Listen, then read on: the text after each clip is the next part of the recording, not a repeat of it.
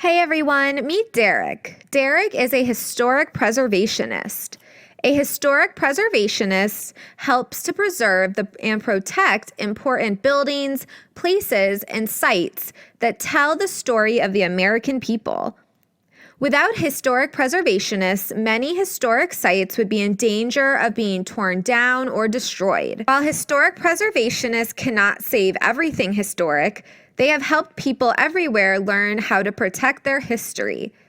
Derek is working with the National Park Service now.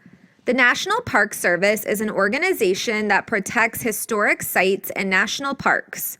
Specifically, Derek is focusing on teaching the public about historic battlefields around the country.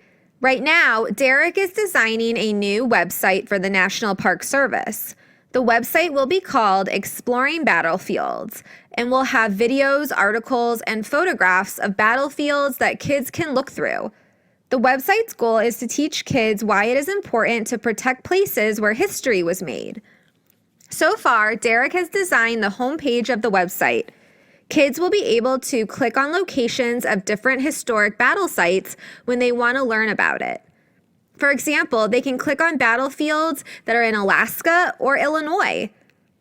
Kids can also click on battle sites from certain time periods.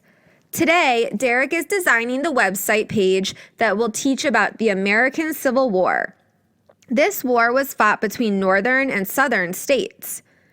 His website will include the following: background information on why the war broke out, video on important battle sites, photos and cartoons explaining why the North ultimately won the war. At the top of the webpage, people will be able to read background information on the Civil War. It broke out because of disagreements between the northern and southern states. The North Army wanted to ban slavery in every state. The soldiers from the northern states were part of the Union Army. The South relied on labor from slaves and wanted individual states to choose if they had slaves or not.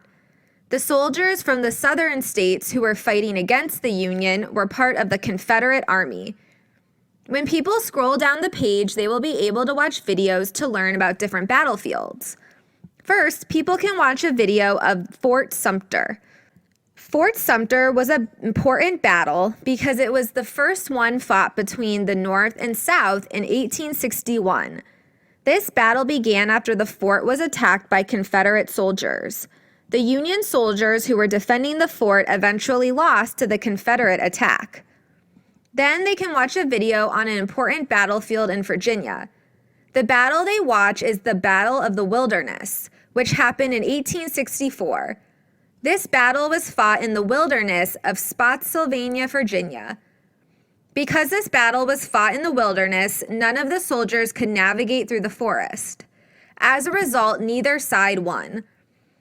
The battlefield shows geographic differences between the battlefields of the northern and southern states. Northern battlefields did not have as many dense forests because they had been cleared and used as timber or to build railroad tracks.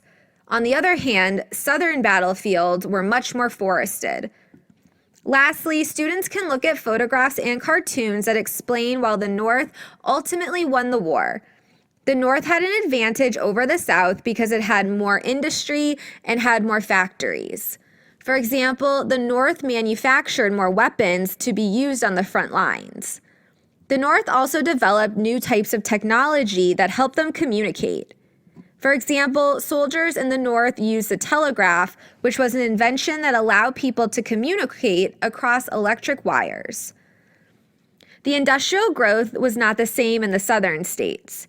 For example, they did not have as many railroads as the North and did not manufacture as many weapons. This means they were not able to move soldiers, weapons, and supplies as quickly. Derek hopes that students will enjoy learning about historic battle sites on his new website and understand the value of preserving these sites.